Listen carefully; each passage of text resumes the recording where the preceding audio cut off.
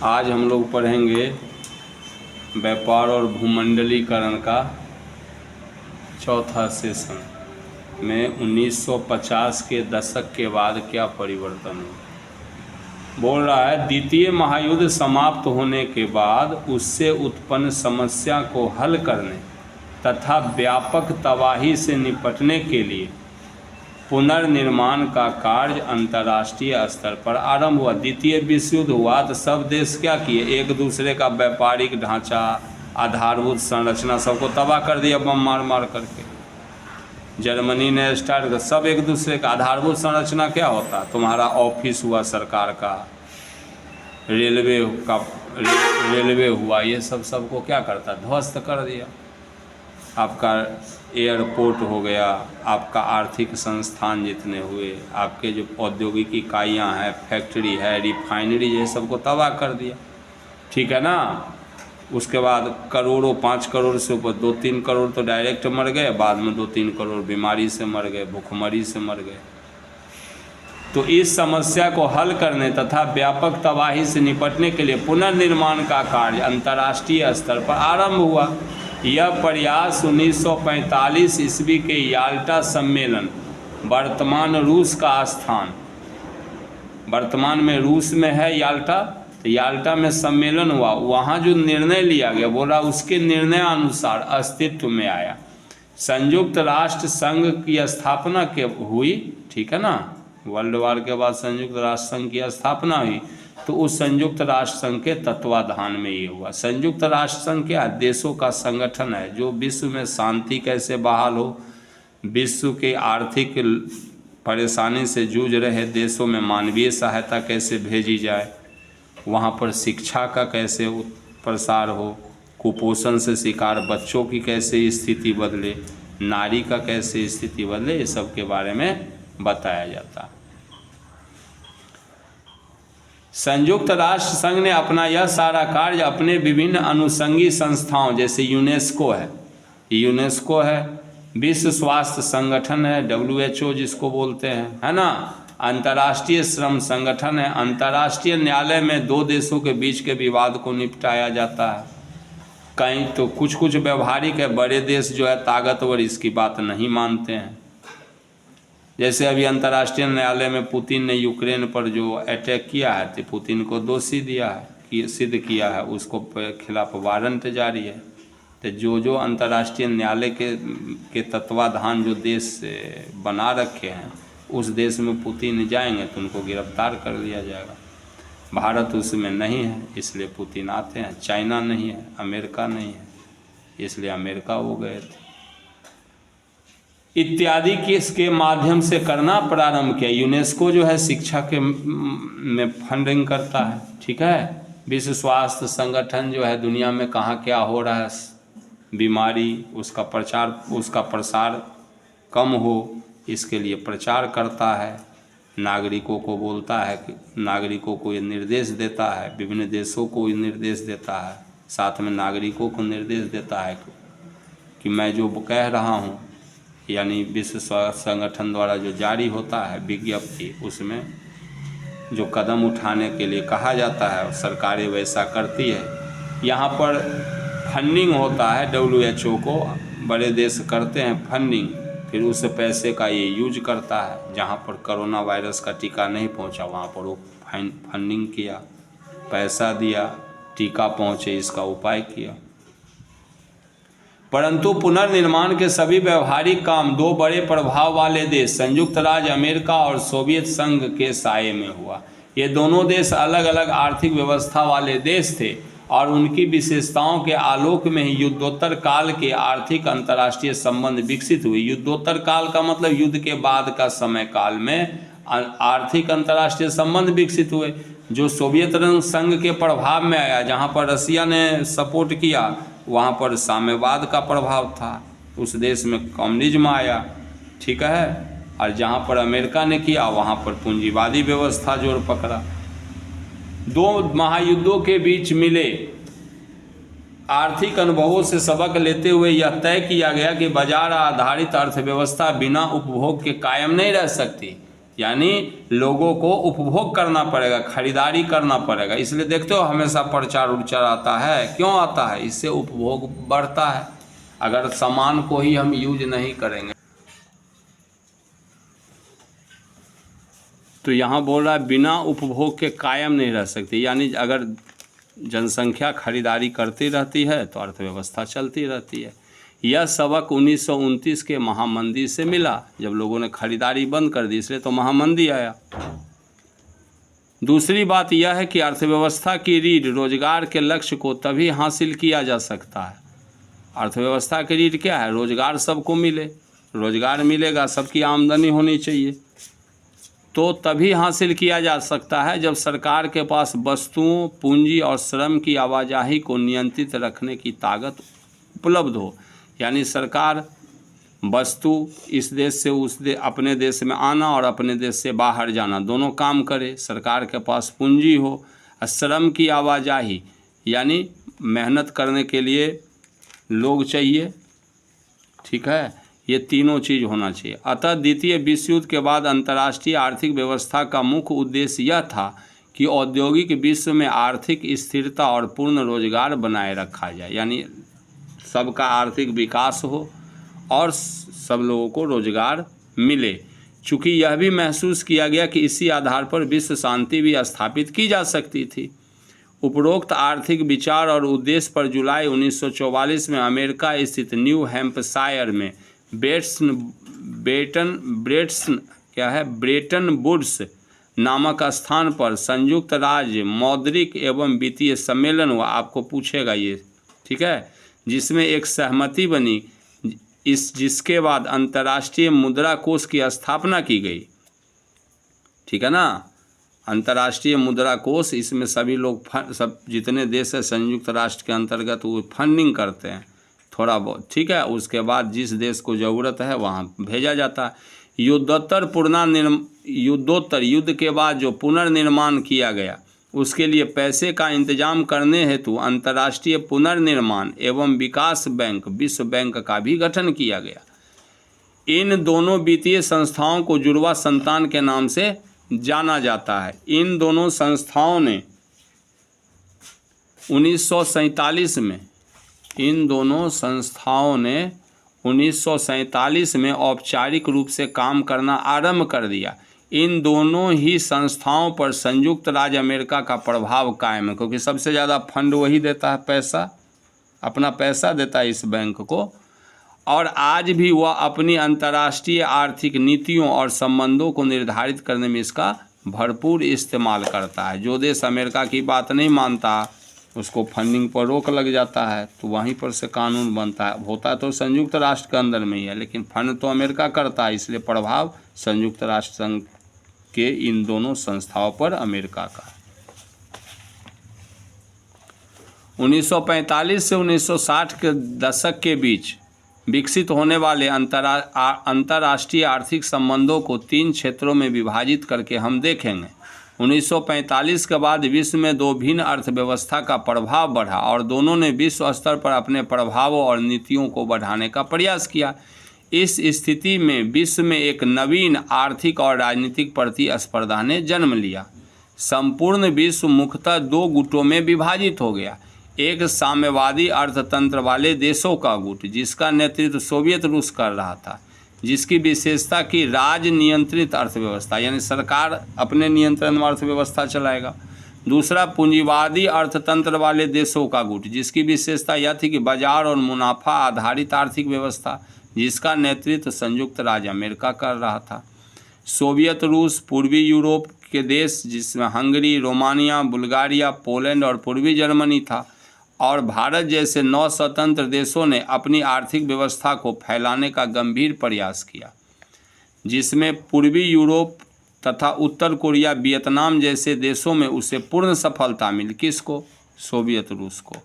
जबकि भारत जैसे देशों में वह सिर्फ अपने प्रभाव में ही ला सका। शुरू में हम उसके प्रभाव में ही थे। दूसरा क्षेत्र पूंजीवादी अर्थ, उसके प्रभाव में हम 1991 तक रहे।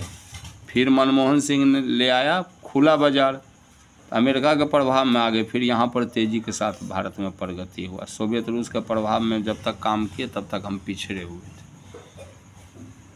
दूसरा क्षेत्र पूंजीवादी अर्थतंत्र वाले देशों के बीच बनने वाले अंतर्राष्ट्रीय आर्थिक संबंधों के विकास के अंतर्गत आएगा। यह क्षेत्र पूर्णतः संयुक्त राज्य अमेरिका के द्वारा संचालित हो रहा था। इसका प्रमुख उद्देश्य साम्यवादी अर्थतंत्र और विचार के बढ़ते प्रभाव को रोकना था। यहाँ पर चूंकि लोकतांत्रिक सरकार है, पूंजीवादी व्यवस्था है, तो बोला साम्यवाद का प्रभाव बढ़ेगा तो लोकतांत्रिक व्यवस्था के अंतर्गत जो पार्टियाँ हैं तो वो तो ख़त्म हो जाएगा, ठीक है ना। तो फिर उसी पार्टी सरकार बनाए, यानी वहाँ की सरकार ये चाहती नहीं थी कि साम्यवाद का प्रभाव बनेगा तो उसके अपने देश में उसका सरकार चला जाता, इसलिए वो चाहता था कि हम साम्यवाद का प्रभाव रोक दें।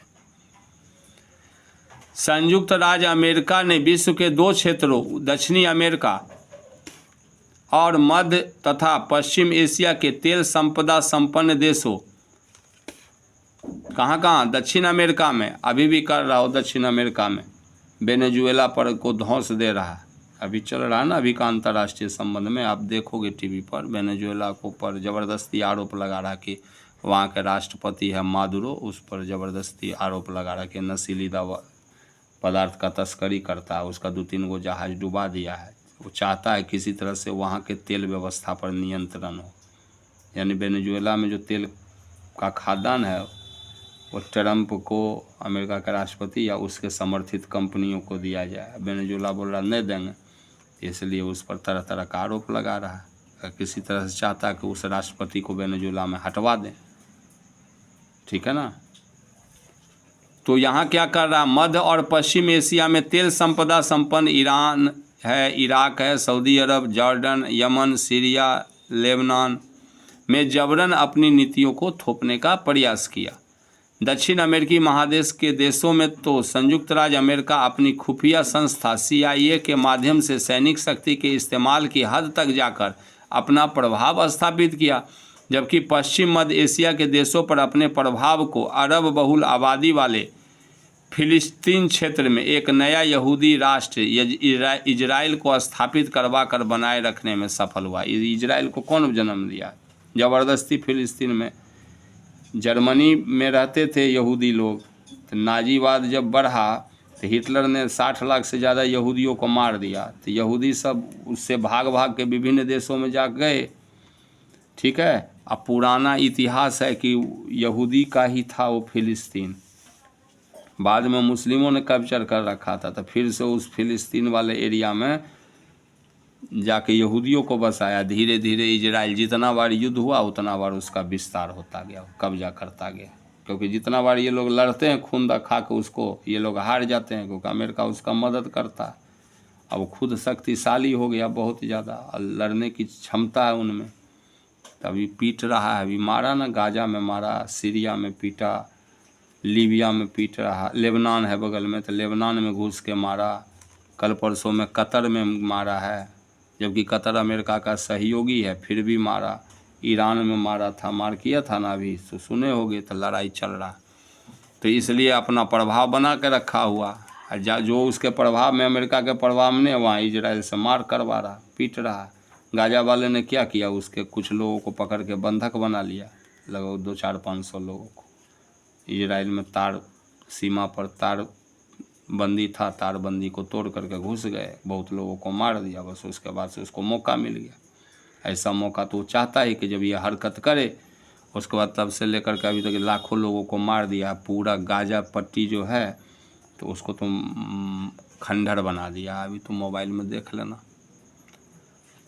पढ़ो आगो। वस्तुतः अमेरिका यह जानता था कि बाजार आधारित व्यवस्था के आधुनिक रूप की रीढ़ जो है तेल और गैस नामक ऊर्जा स्रोत है, जिसकी कमी उसके सहयोगी अधिकांश पूंजीवादी अर्थव्यवस्था वाले देश में था।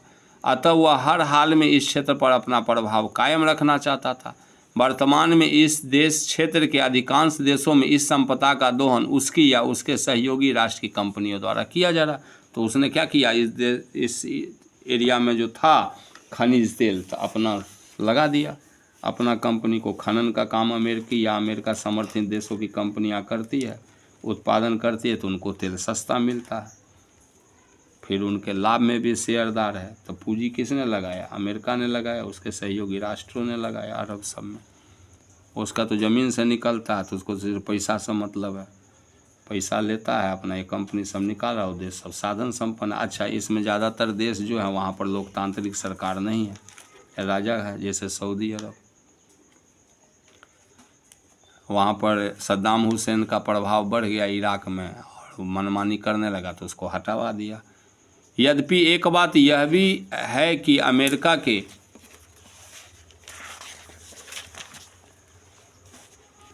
उन क्षेत्रों में स्थापित इस प्रभाव में वहाँ की अपनी राजनीतिक प्रशासनिक व्यवस्था का भी बड़ा योगदान है। इन सभी देशों के शासन का स्वरूप राजशाही या तानाशाही सैनिकवाद का है ना, अब यही बताए थे, जिसमें जनता की आवाज़ को नहीं सुना जाता। इस दूसरे क्षेत्र का दूसरा घड़ा पश्चिमी यूरोप है।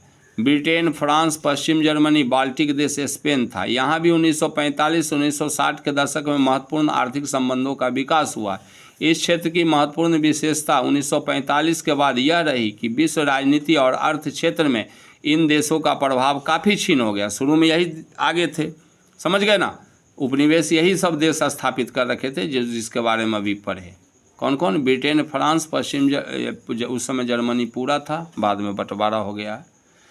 1970 तक एशिया और अफ्रीका में स्थापित उनके सारे उपनिवेश उनसे छीन लिए गए, जिसके संसाधनों का दोहन करके इन देशों ने विश्व पर अपना प्रभाव स्थापित किया था। इस स्थिति से निपटने के लिए तथा साम्यवादी विचार के प्रसार को रोकने के लिए समन्वय और सहयोग के एक नवीन युग का शुरुआत किया गया, जिसे एकीकरण यानी यूरोप की रूप में हम जानते हैं। इस दिशा में पहला प्रयास वैसे तो 1945 के पहले फ्रांस के विदेश मंत्री ब्रिया के यूरोपीय संघ के विचार के रूप में हम देखते हैं, लेकिन वास्तविक रूप से इसकी शुरुआत 1944 में उभर कर सामने आया, जब नीदरलैंड, बेल्जियम और लग्जमबर्ग ने वेनेलेक्स नामक संघ बनाया। इसी प्रकार 1948 में ब्रसेल्स संधि हुआ, जिसमें यूरोपीय आर्थिक सहयोग की प्रक्रिया कोयला और इस्पात के माध्यम से शुरू हुआ। इन प्रयासों के बीच सब पहला बड़ा कदम उठाया गया। 1957 में उस साल यूरोपीय आर्थिक समुदाय यूरोपीय इकोनॉमिक कम्युनिटी एंड EEC की स्थापना की गई। इसमें फ्रांस, पश्चिम जर्मनी, बेल्जियम, हॉलैंड, लग्जमबर्ग और इटली शामिल हुए। इन देशों ने साझा बाजार स्थापित किया। ग्रेट ब्रिटेन 1960 में इसका सदस्य बना। इन सभी के प्रयासों के बीच हमें यह हमेशा ध्यान रखना होगा कि संयुक्त राष्ट्र अमेरिका का प्रत्यक्ष प्रभाव इन सभी देशों पर स्पष्ट रूप से बना रहा, क्योंकि युद्धोत्तर पुनर्निर्माण में उसी के द्वारा सभी आर्थिक सहायता दिया जा रहा था, यानी अमेरिका के हिसाब से सब कुछ हो रहा था। द्वितीय विश्व युद्ध के बाद एक तीसरा क्षेत्र भी था जहां नवीन आर्थिक संबंध विकसित हुआ। यह क्षेत्र था एशिया और अफ्रीका के 9 स्वतंत्र देशों का। 1947 में भारत के आज़ादी के साथ ही इन देशों में स्वतंत्रता की एक नई लहर पैदा हो गई और अगले 15 वर्षों में सभी देश लगभग आज़ाद हो गए। कहाँ के देश? एशिया और अफ्रीका के। जैसे चीन आज़ाद हुआ, भारत आज़ाद हुआ। इन देशों पर तत्कालीन विश्व के 2 महत्वपूर्ण आर्थिक शक्ति संयुक्त राज्य अमेरिका और सोवियत रूस अपना प्रभाव स्थापित करना चाहते थे। इस प्रयास में अमेरिका की सहायता विश्व बैंक और अंतर्राष्ट्रीय मुद्रा कोष ने भरपूर रूप से की थी, जबकि रूस अपने विचारों और राजनीतिक अमेरिका की सहायता विश्व बैंक और अंतर्राष्ट्रीय मुद्रा कोष ने किया। अमेरिका को अपना प्रभाव स्थापित करने में क्या है कि सबसे ज़्यादा फंडिंग अमेरिका ही कर रहा था उसके लिए, इसीलिए पैसा तो उसका लगा था ना उसमें ज़्यादा, इसलिए ये संस्थाएं अमेरिका को मदद कर रही थी कि उसका प्रभाव स्थापित हो, इसके लिए वो पैसा दे रही थी दूसरे को। जबकि रूस अपने विचारों और राजनीतिक शक्ति का इस्तेमाल ज़्यादा कर रहा था। चूँकि ये सभी नव स्वतंत्र देश लंबे औपनिवेशिक शासन के दौरान आर्थिक रूप से बिल्कुल विपन्न हो गए थे, इसलिए अपनी स्वतंत्रता को बचाए रखने के लिए इन्हें इन दोनों देशों से आर्थिक और राजनीतिक दोनों प्रकार का सहयोग चाहिए था। तो हम सब किसी एक पार्टी में नहीं हुए, दोनों तरफ रहे, दोनों से आर्थिक संबंध विकसित किया, सोवियत संघ से भी और अमेरिका से भी। हम गुट निरपेक्ष बात हुआ ना, गुट निरपेक्ष में हम किसी गुट में नहीं जाएंगे। तो ऐसे देश थे कुछ, तो उसमें भारत प्रमुख था। दोनों देशों ने अपनी नीतियों और आर्थिक विचारों के अनुसार सहयोग किया। किन दोनों देशों ने? रसिया ने और अमेरिका ने। इन सबको साथ ही अपना प्रभाव भी उन देशों पर बढ़ाया। इस प्रयास में अमेरिका का सहयोग वहाँ की बहुराष्ट्रीय कंपनियों ने किया। इसके उदाहरण के रूप में हम भारत के लौह इस्पात उद्योग को लेते हैं, जिसका विकास अमेरिका और उसके सहयोगी राष्ट्र और सोवियत रूस दोनों के सहयोग से हुआ। पश्चिम जर्मनी भी लौह इस्पात लगाने में हमारा मदद किया, रूस भी किया, अमेरिका भी किया, कि वो अपना प्रभाव चाहता था, दोनों अपना अपना प्रभाव चाहते थे। भूमंडलीकरण आज के जीविकोपार्जन और भूमंडलीकरण का अंतर साम्य अध्ययन क्षेत्र। जीविकोपार्जन का हो गया ना, भूमंडलीकरण हुआ, विश्व बाजार की व्यवस्था हुई, तो ज़्यादा से ज़्यादा आर्थिक विकास हुआ। जितना आर्थिक विकास होगा उतने ज़्यादा औद्योगिक कंपनियां लगती गई और जिससे रोजगार के अवसर पैदा होते गए, है ना। आगे पढ़िए। भूमंडलीकरण राजनीतिक, आर्थिक, सामाजिक, वैज्ञानिक तथा सांस्कृतिक जीवन के विश्वव्यापी समायोजन होने की एक प्रक्रिया है, जो विश्व के विभिन्न भाग के लोगों को भौतिक व मनोवैज्ञानिक स्तर पर एकीकृत करने का सफल प्रयास करता है।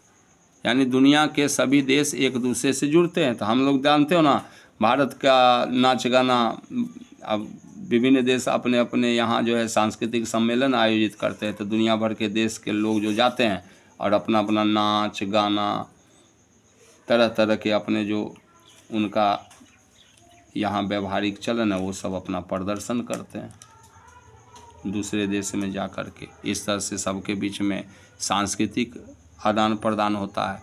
वैज्ञानिक कोई खोज होता है तो विभिन्न देश आपस में वैज्ञानिक खोज का लेन देन करते हैं। जैसे भारत में मान लीजिए कोरोना वायरस का टीका बना लिया तो दुनिया भर के देशों को बांटा, किया ना वैज्ञानिक लेन देन। हाँ, कोई टेक्नोलॉजी होता है किसी देश के पास तो दूसरे देश को दे देता है, ठीक है। जैसे अभी जापान के साथ आपका अनुबंध हुआ था, आपके यहाँ देश में जो है जो ट्रेन जो बना है जिसमें चुंबक पर चलता है, बहुत ही स्पीड ट्रेन है। फिर आर्थिक लेन देन भी करते हैं। राजनीतिक तो समझिए गए, जो विश्व के विभिन्न भागों के लोगों को भौतिक व मनोवैज्ञानिक स्तर पर एकीकृत करने का सफल प्रयास करती है, अर्थात जीवन के सभी क्षेत्रों में लोगों द्वारा किया जाने वाला क्रियाकलापों में विश्व स्तर पर पाया जाने वाला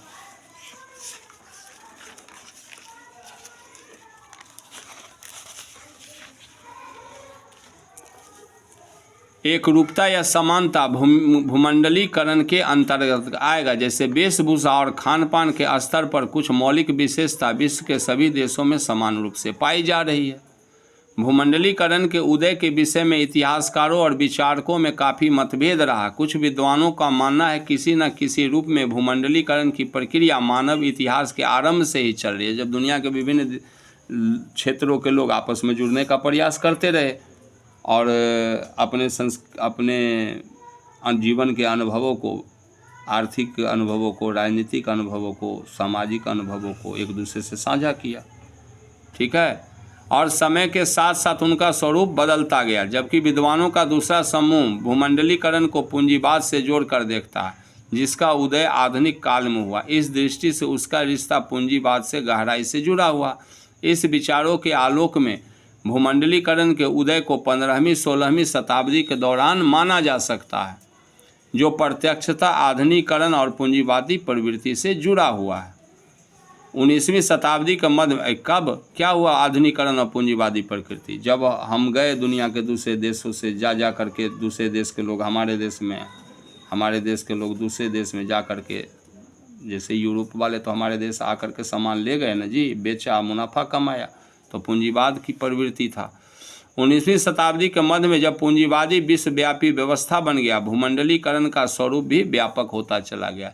इस समय पूंजी का निर्यात अंतर्राष्ट्रीय आर्थिक संबंधों की एक मुख्य विशेषता बन गई और व्यापार का परिमाण भी काफ़ी बढ़ा। जैसे पूंजी का निर्यात का मतलब बहुराष्ट्रीय कंपनी का निर्माण हुआ, तो अमेरिका का एक पूंजीपति है, वो अपने देश में कमाया, फिर दुनिया भर के देशों में जा कर अपना औद्योगिक इकाई लगाया, फिर वहाँ से कमा रहा है, ठीक है।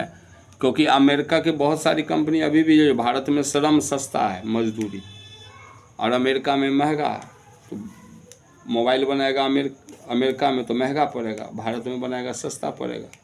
अमेरिका में बना करके भारत में 11,000 का कोई मोबाइल बिक रहा है और उसको प्रॉफिट 2,000 का हो रहा है, तो मतलब 9,000 अमेरिका में बना के पड़ रहा है। अब भारत में वो बनाएगा तो उसको 5,000 पड़ेगा, लेकिन बेचेगा 11,000 में। या मान लो थोड़ा सस्ता कर देगा, भारत में बनाएगा तो 10,000 में, तब प्रॉफिट कितना हुआ? 5,000। इस तरह का सिस्टम है। इसी को बोला गया पूंजीवादी विश्व व्यवस्था बन गया। भूमंडलीकरण का स्वरूप भी व्यापक होता चला गया।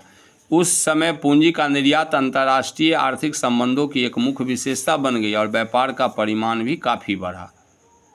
भूमंडलीकरण की प्रक्रिया 19वीं सदी के मध्य से लेकर के प्रथम महायुद्ध के आरंभ तक काफ़ी तीव्र रहा। इस दौरान माल, पूंजी और श्रम तीनों का अंतर्राष्ट्रीय प्रवाह लगातार बढ़ता गया। श्रम का भी प्रवाह बढ़ रहा था ना, दुनिया के देशों में ले जा कर के हमारे देश के लोगों को गिरमिटिया मजदूर पढ़ा था, पीछे ले जाया गया ना।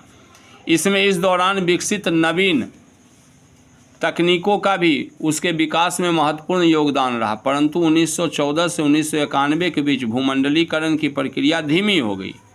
2 महायुद्धों, साम्यवादी क्रांति, सोवियत संघ क्या हो गया? तो 2 गुट में बट गया ना, तो गुट वाले जो थे आपसे में लेन देन करने लगे, तो बाकी दूसरे गुट से एक गुट का संबंध रहा, तो विश्व बाजार आधा न हो गया। एक साम्यवादी व्यवस्था वाले का बाजार, एक पूंजीवादी व्यवस्था वाले का बाजार, दोनों देश आपस में, जो दोनों ग्रुप के लोग आपस में व्यापार कतराने लगे, तो मंदा पड़ गया। 2 महायुद्धों, साम्यवादी क्रांति, सोवियत संघ और उसके गुट का निर्माण, उपनिवेशवाद की समाप्ति और भारत जैसे अनेक नव स्वतंत्र देशों का उदय और उसके द्वारा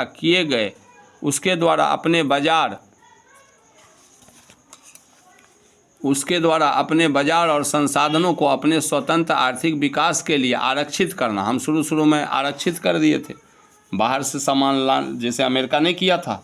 आर्थिक मंदी में क्या किया था? विदेश से सामान का आयात बंद कर दिया, तो अपना उसके देश का रोजगार करने वाले का बढ़ गया। मान लो तुम्हारे देश में भी कोई मोबाइल बनाता है, विदेश से भी मोबाइल आ रहा है, तो विदेश का मोबाइल सस्ता है, तो तुम्हारे देश का अपने लोगों का है, अपने लोग ही तुम्हारा मोबाइल नहीं खरीदेंगे। अब बाहर से अगर मोबाइल नहीं आने दे तो इसी देश का मोबाइल फिर बिकेगा ना। तो इसी को बोलता है बाजार को संरक्षित करना। तो शुरू में ऐसा ही हुआ, और शीत युद्ध के कारण भूमंडलीकरण की संपूर्ण प्रक्रिया बाधित रहा। 1929-30 के बीच की महामंदी ने तो इस संपूर्ण प्रक्रिया को बिल्कुल स्थिर कर दिया तथा व्यापार और पूंजी का प्रवाह बिल्कुल रोक दिया था। उस समय 1991 के बाद जब सोवियत साम्यवादी गुट का अवसान हो गया, यानी सोवियत संघ का विघटन हो गया, गुटबाजी से हट गया, सोवियत का प्रभाव खत्म हो गया, ठीक है ना, तो पूंजीवाद की बिल्कुल नवीन अवधारणा का विकास पुनः एक नए स्वरूप के साथ हुआ। फिर से पूंजीवाद का प्रभाव और ज़्यादा बढ़ गया।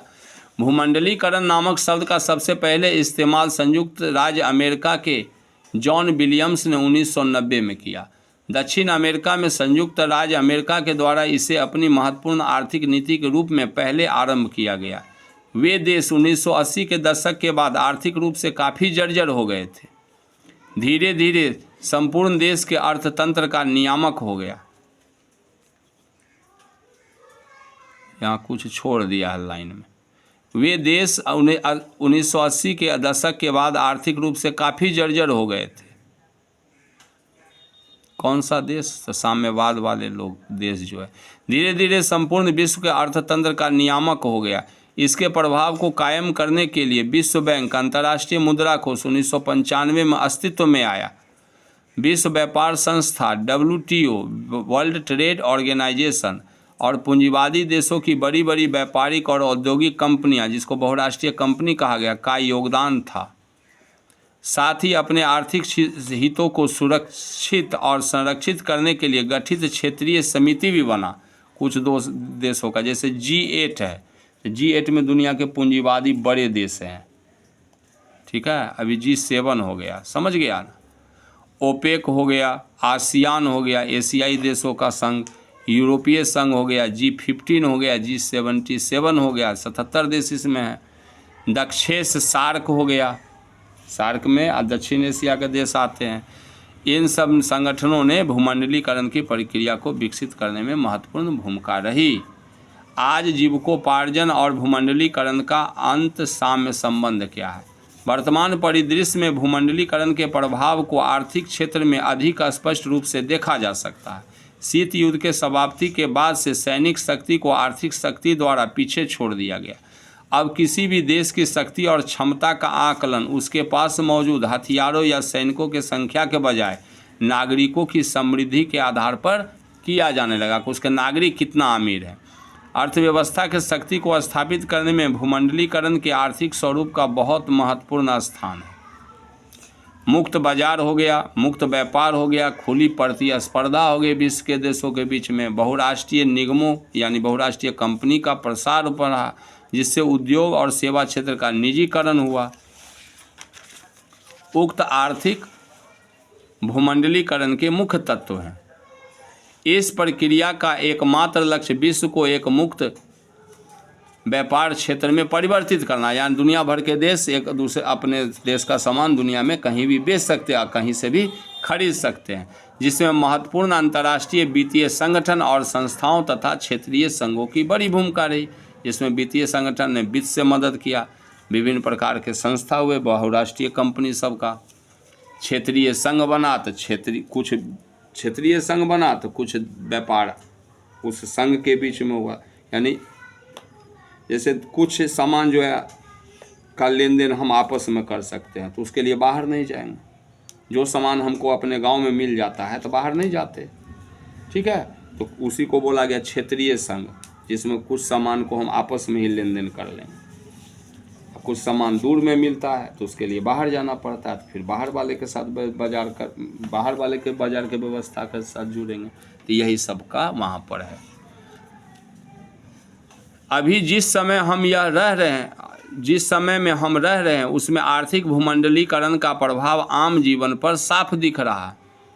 भूमंडलीकरण के कारण जीविकोपार्जन के क्षेत्र में जो बदलाव आया है उसका झलक शहर, कस्बा और गांव सभी जगह साफ दिखाई पड़ रहा है। वर्तमान दौर में 1991 के बाद संपूर्ण विश्व में सेवा क्षेत्र का विस्तार काफ़ी तीव्र गति से हुआ, जिससे जीविकोपार्जन के कई नए क्षेत्र खुले हैं। सेवा क्षेत्र का मतलब ऐसी आर्थिक गतिविधियों से है जिसमें लोगों से विभिन्न प्रकार की सुविधाएं प्रदान करने के बदले में पैसा लिया जाता है। जैसे यातायात की सुविधा, बस, हवाई जहाज़, टैक्सी, बैंक और बीमा क्षेत्र में दी जा रही सुविधा।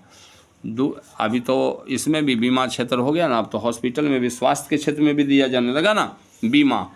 दूर संचार और सूचना तकनीक, mobile phone, computer, internet, hotel और रेस्टोरेंट से भी आमदनी हो रहा है। बड़े शहरों में शॉपिंग मॉल बनाया गया जहां पर जीवन की सभी अनिवार्य आवश्यकता की वस्तु मिलती है। कॉल सेंटर बनाया गया, ठीक है ना, जिसे किसी कंपनी से संबंधित सभी क्रियाकलाप का फ़ोन या इंटरनेट पर जानकारी दिया जाता है। उपरोक्त वर्ण बहुत कंपनियां कॉल सेंटर खोल रखी है, उसमें बच्चे काम करते हैं जा कर के, तुम्हारे जैसे जिसकी इंग्लिश की जानकारी ठीक ठाक है। किसी को चाइनीज आता है तो चाइनीज कंपनी उसको रख लेता है, ठीक है। उपरोक्त वर्णित सभी क्षेत्र भूमंडलीकरण के दौरान काफ़ी तेज़ी से फैला है, जिससे लोगों को जीविकोपार्जन के कई नवीन अवसर मिले। जीविकोपार्जन की जब बात होगी तो रोजगार होगा, ठीक है ना, रोजगार और किसी न किसी माध्यम से आमदनी हो रहा है। आप गांव में रहते हो या शहर में, देखते होंगे कि मोबाइल फ़ोन और उससे संबंधित सुविधाओं को देने के लिए कई छोटी बड़ी दुकानें खुल गए। अभी खुल गया ना, देख रहे हो, कंप्यूटर की सेवा गोपाल दे रहा है यहाँ पर, ये क्या नाम है जी, यहाँ पर नहीं खोल रखा पंकज के, यहाँ राजा राम दे रखा, ये सब है ना, जिसमें कई लोग कार्य करते हैं, उन सभी को अच्छी आमदनी होती है। इस प्रकार कई निजी कंपनी या बैंक बन गया कि लोग आप जैसों को लाभकारी योजनाओं में निवेश करने के लिए प्रेरित करते मिल जाएंगे, है ना। आप पैसा लगाइए, पैसा लगाते हैं लोग शेयर मार्केट में, बहुत सारी कंपनियां जो है उसको अभी क्या बोलते हैं अभी याद नहीं आ रहा, ठीक है, आगे देखो। यही है बीमा क्षेत्र का विस्तार, इससे जुड़कर गांव या शहर के लाखों लोग रोजगार प्राप्त कर रहे हैं। बीमा तो हो रहा है ना जी, जीवन बीमा तो जानते होंगे। भारत या बिहार के पर्यटन स्थल बोधगया के आसपास रहने वाले लोगों के लिए इस दौर में रोजगार के कई नवीन अवसर उपलब्ध हुए, जैसे टूर और ट्रैवल एजेंसी बन गया, यातायात की सुविधा देने लगा, रेस्टोरेंट खुल गया। अब गया बहुत सारे लोग जाते हैं, देसी विदेशी लोग सब जाते हैं, हम लोग भी जाते हैं गया पिंडदान करने के लिए, है ना। तो वहाँ पर हम लोग जाएंगे तो रहेंगे कहाँ, तो वहाँ रेस्ट हाउस में, आवासीय होटल में, रेस्टोरेंट में खाएंगे, तो वहाँ उनको आमदनी होगा। टूर और ट्रैवल एजेंसी के माध्यम से बस बुकिंग करेंगे, वहाँ जाएंगे। यहाँ नहीं आकर के बोलता है कि सब चलिएगा सिमरिया तो 300 रुपया दीजिए, बस जा रहा है, तो क्या हो रहा है, ये ट्रैवल एजेंसी का ही काम हो रहा है। संचार के अंतर्गत आप देखते होंगे कि निजी डाक सेवा के साथ साथ 3-4 कंप्यूटर लगाकर एक दुकान में तुरंत तस्वीर दे देना, लिखित सामग्री को छापना, परीक्षा परिणाम की जानकारी देना, नवीन सूचना, CSC इसको बोलते हैं ना, CSC कंप्यूटर सर्विस सेंटर, है ना, तुरंत तस्वीर दे देना, लिखित सामग्री को छापना, परीक्षा परिणाम की जानकारी देना, नवीन सूचना को प्रदान करना इत्यादि कई ऐसी चीज़ों का एक साथ किया जाता है। अभी तो पैसा भी दे रहा है ना, कुछ पैसा लेता है, कमीशन पैसा भी हमको देता है। इस क्षेत्र में भारत और बिहार के हजारों लोगों को रोजगार मिला। इस प्रकार हम यह कह सकते हैं कि आर्थिक भूमंडलीकरण ने हमारी आवश्यकता के दायरे को और उसी अनुरूप में बढ़ाया। उसकी पूर्ति हेतु नए नए सेवाओं का उदय हो रहा है, जिससे जुड़कर लाखों लोग अपनी जीविका चला रहे हैं। इस प्रक्रिया ने लोगों के जीवन स्तर को भी बढ़ाया है। वर्तमान दौर में भूमंडलीकरण और जीविकोपार्जन के बीच में यही अंत संबंध है, अंत साम्य है यानी संबंध है। इस तरह से आधुनिक युग में अर्थव्यवस्था के अंतर्गत विश्व अर्थतंत्र और विश्व बाजार के जिस स्वरूप का चर्चा हम लोग कर रहे हैं, उसने आर्थिक के साथ साथ राजनीतिक जीवन को भी गहराई से प्रभावित किया है। 1919 के बाद विश्वव्यापी अर्थतंत्र में यूरोप के स्थान पर संयुक्त राज्य अमेरिका और सोवियत रूस का प्रभाव बढ़ा, जो द्वितीय विश्व युद्ध के बाद विश्व व्यापार और राजनीतिक व्यवस्था में निर्णायक हो गया। 1991 के बाद विश्व बाजार के अंतर्गत ही एक नवीन आर्थिक प्रवृत्ति भूमंडलीकरण का उत्कर्ष हुआ, जो निजीकरण और आर्थिक उदारीकरण से प्रत्यक्षतः जुड़ा हुआ था। भूमंडलीकरण ने संपूर्ण विश्व के अर्थतंत्र का केंद्र बिंदु संयुक्त राज्य अमेरिका को बना दिया। उसकी मुद्रा डॉलर पूरे विश्व की मानक मुद्रा बन गया। अब ज़्यादातर देश बोलता है हमको भुगतान डॉलर में करो, हम तुमको सामान देंगे, तो इससे वो डॉलर में कमीशन काटता है, जिससे उसको और आमदनी होता है। उसकी कंपनियों को पूरी दुनिया में कार्य करने की अनुमति मिल गई। अर्थात भूमंडलीकरण, उदारीकरण और निजीकरण ने अमेरिका केंद्रित विश्व व्यवस्था को जन्म दिया। आज विश्व एक ध्रुवीय स्वरूप में बदलकर प्रभावशाली देशों संयुक्त राज्य अमेरिका के आर्थिक नीतियों के हिसाब से चल रहा है। भारत पर अभी ट्रैफिक लगा दिया ना, पढ़ा था ना। आर्थिक क्षेत्र में भूमंडलीकरण ने अमेरिका के नवीन आर्थिक साम्राज्य को जन्म दिया, जिसका असर आज संपूर्ण विश्व में महसूस किया जा रहा है। ठीक है, ओके।